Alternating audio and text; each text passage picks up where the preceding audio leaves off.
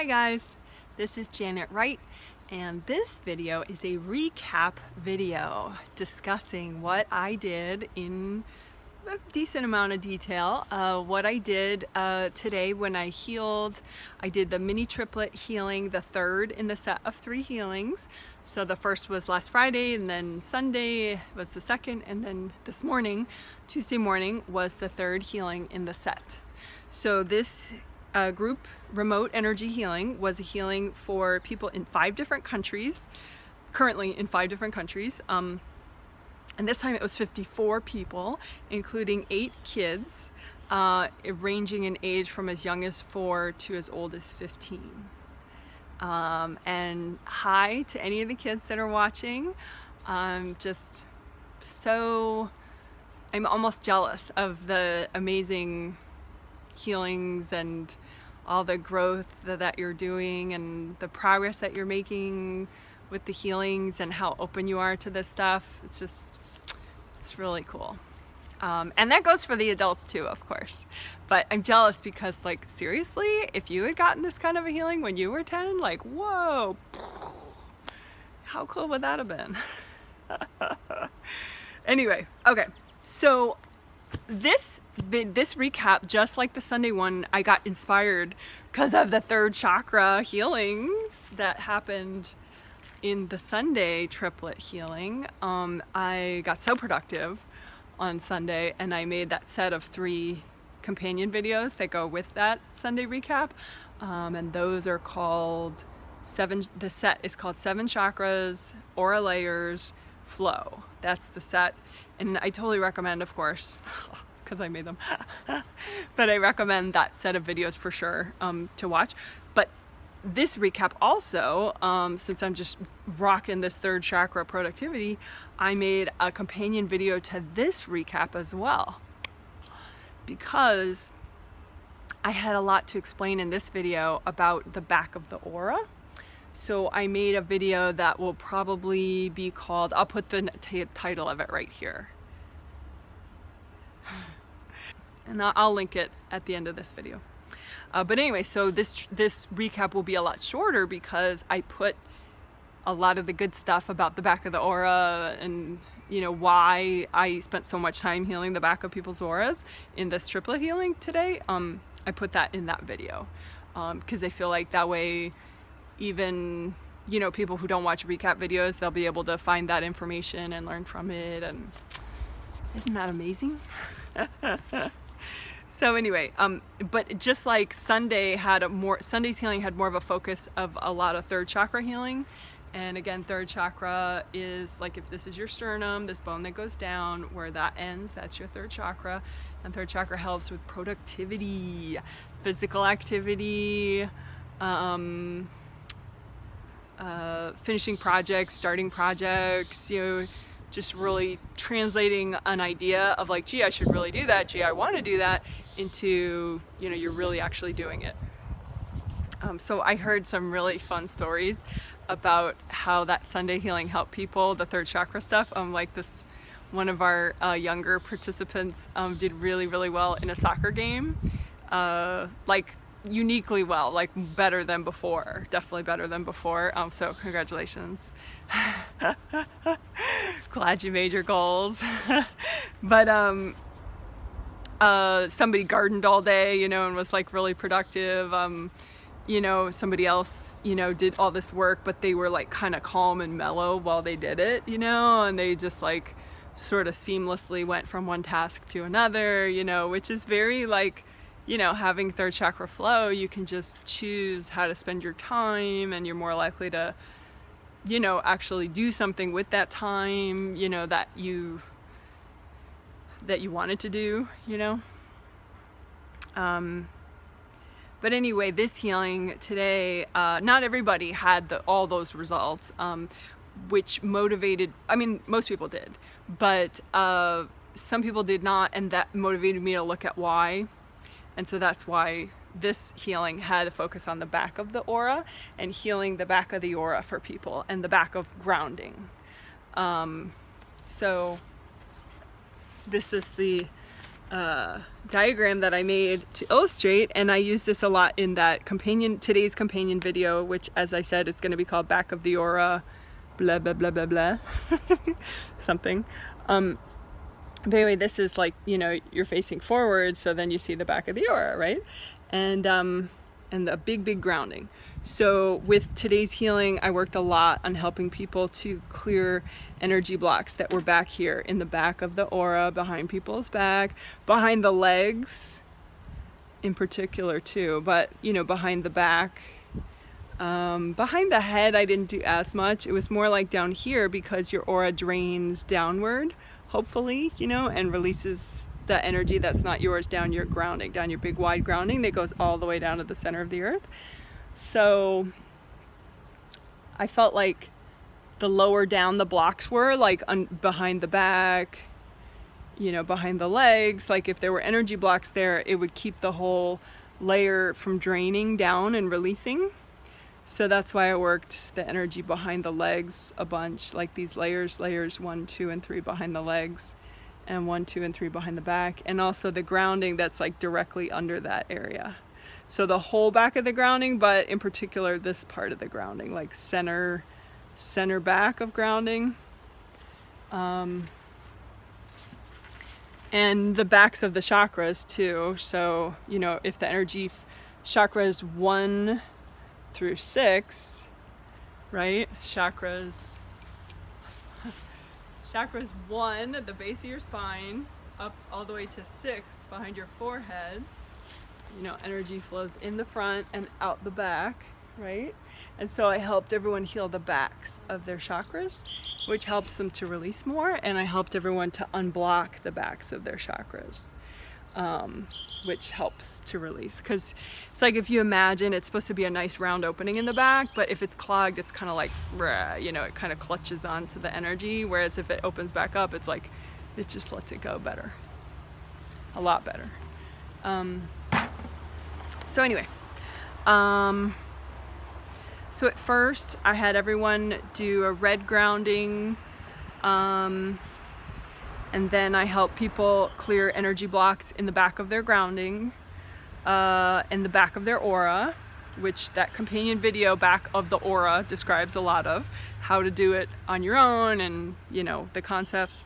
I helped heal and repair aura damage, so like rips and tears at the top of the aura, in the back, and you know, all the outer surfaces of the aura. In particular, I noticed the people that, you know, had like real compressed dark back of their aura, they also had kind of a shell back here, like there was a hard shell back here as opposed to like flowy and purple. You know, if you have your 7th chakra at purple, then the back of the aura would be flowy and purple. But those people that had back of the aura problems, they had like a hard shell back here. And so I spent extra time sending gold light specifically to that outer surface in the back to just help, you know, break up that stagnant energy back there. It seemed like that translated to like trust issues, like if they had hard stuff back there, like almost like a, you know, a suspicion of others and their motives, that was probably, you know, not just clear intuition, but like, you know, always like overthinking things, stuff like that. The back of the aura, sometimes, you know, people that repress a lot, you know, they don't want to think about something that upsets them, so rather than clearing the energy blocks, they just shove them back there, which hopefully this healing helps with. So I healed the whole surface of the 7th layer, also the bottom of the 7th layer under the feet, so again, so it can release downward better. All 7 chakras, healing chakra damage, you know, so that the round surfaces, you know, aren't like all banged up, you know, and chipped with little pieces missing. So that was all 7 chakras. The bottom of the 7th layer, the bottom of the 7th layer, I helped, you know, that flow better several times. And because, you know, it's pretty easy to get energy blocks down here, and then it keeps that 7th layer from draining down enough. So I use gold light, but also purple earth energy. I just brought up energy from the center of the earth and a vibration of purple, because purple is a nice color for that outer layer. And so I just washed out the energy blocks with purple earth energy and gold light until they melted. And then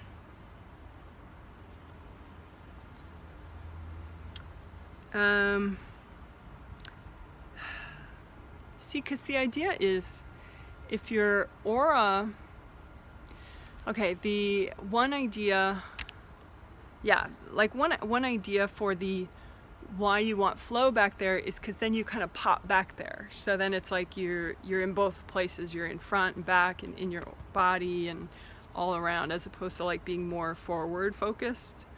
So I would just watch everybody, and when the back was flowing enough and draining enough down the grounding, then people would kind of pop back, so that they would be also like sort of owning and existing back there more, as opposed to like, oh, I don't think about it, I'm not really there, it's just a bunch of lousy baggage I drag behind me.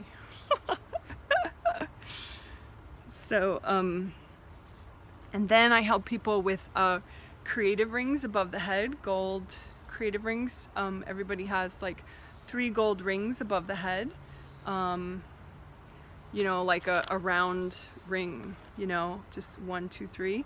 It's technically in the 1st and 2nd layer of the aura, like location wise, 1, 2, 3.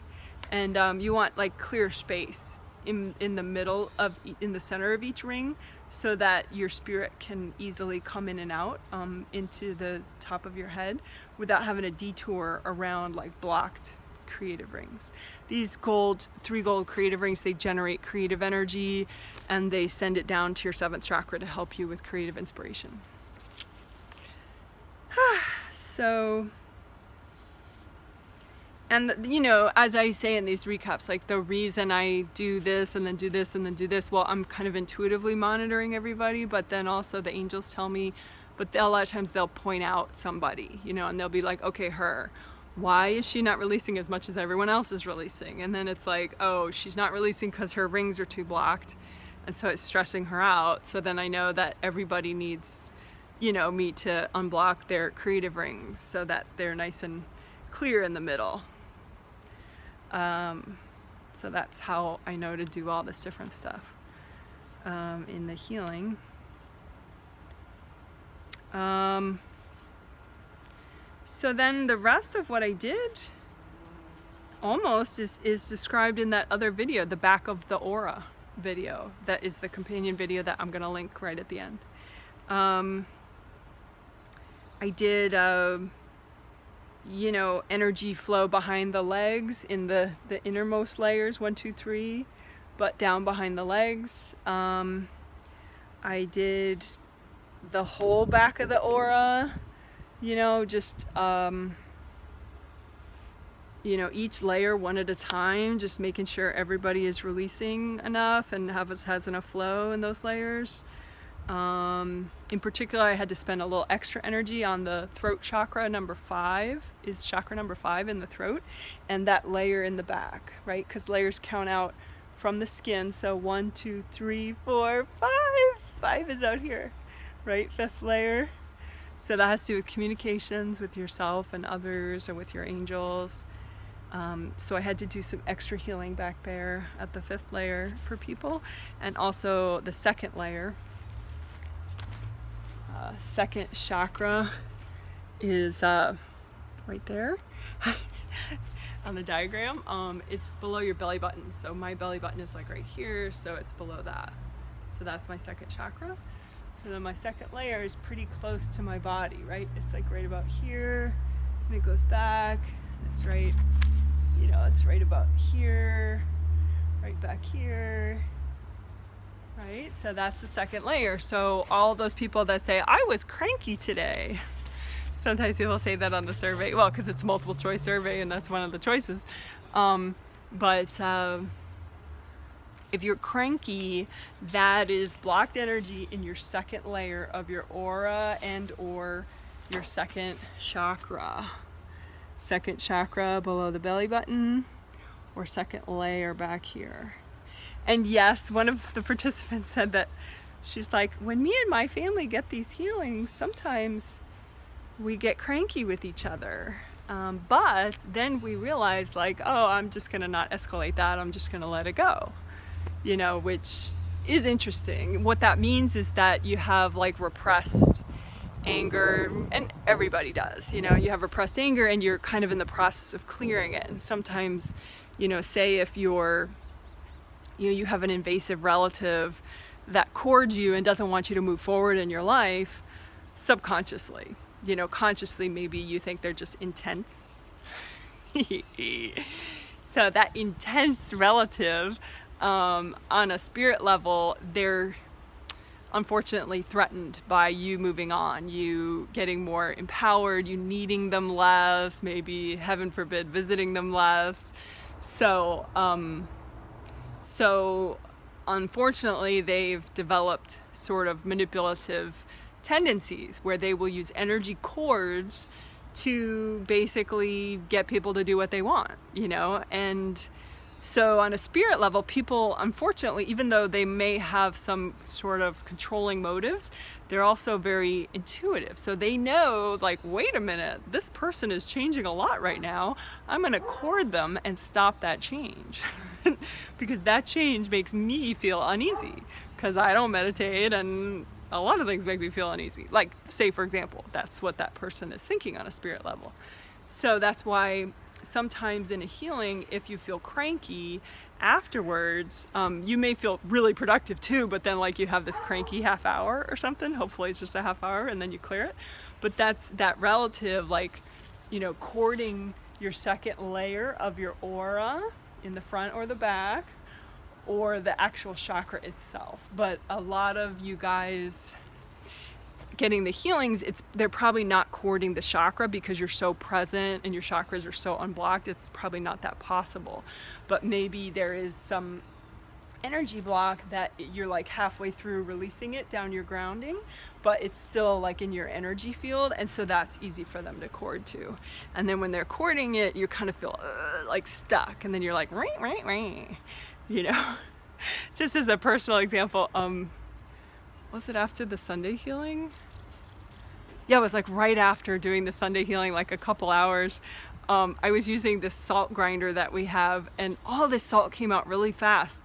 And, you know, and kind of like just a little bit of my food was ruined because there was too much salt on it then. And I just was like, man, you know, and I said to my husband, you know, he happened to be there, and I was like, oh, you booby trapped the salt, you know, which is, it means like, you know, because sometimes, well, one time, months ago, poor man, he gets blamed for this, but one time, months ago, he, you know, he kept the cap on and ground the salt grinder, and so there was all this salt in the cap. So then when I took it off over my food, it was like, poof, all the salt came in my food. So, but because I had repressed anger, energy blocks in my second layer that I was in the process of clearing, but hadn't finished clearing, you know, momentarily someone was cording me, holding it in place, and then the salt fell on my food, and I instantly blamed him, like, you know, why you booby trapped the salt again, you know. But I mean, fortunately he's a very evolved soul, and so he's like, that's kind of intense, Janet. And I apologized, and you know, it was all fine. But that's the thing, you know, like momentary crankiness is just you're releasing energy blocks, and then someone cords you, stops the process, and then something happens in your outside world, you know, to kind of stir it up, and then you're like, rah, you know. So the solution is just gold light all around your whole aura, melt away the energy cords from people, get back your grounding, nice wide grounding, you know, gold light, melt it all away. And you know, if you did blow up at somebody, please be very humble and apologetic.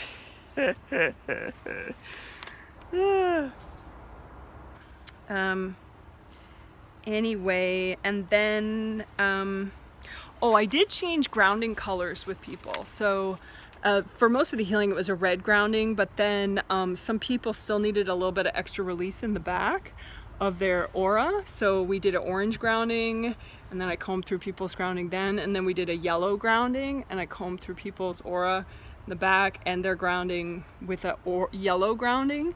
And it did seem like a lot of people released extra with the yellow grounding at the end of the healing. So just a heads up, feel free to change up your grounding color because you'll release different things with different vibrations of grounding.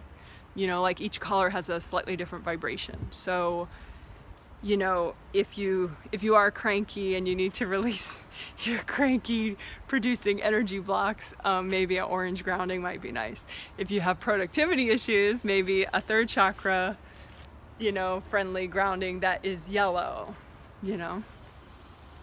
So anyway, okay, so that's all. That's the recap, because there is that companion video, which I will show a link to right now, that you can also watch to learn more about what happened in the healing. And the next healing is in just like a week and a half, you know, because they start every other Friday. And so that one's already almost half booked, and it's something like the week or two after Father's Day.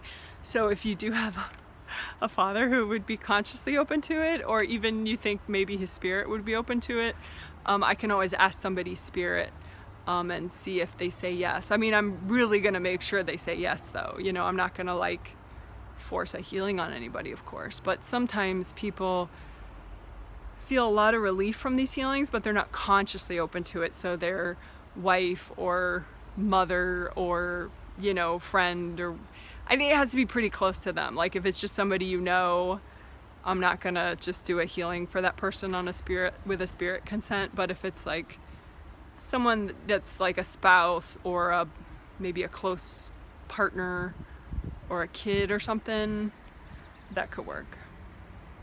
All right. So thanks so much, and I hope you liked the video. If you did, please give it a thumbs up so that YouTube can show it to other people. Okay, bye!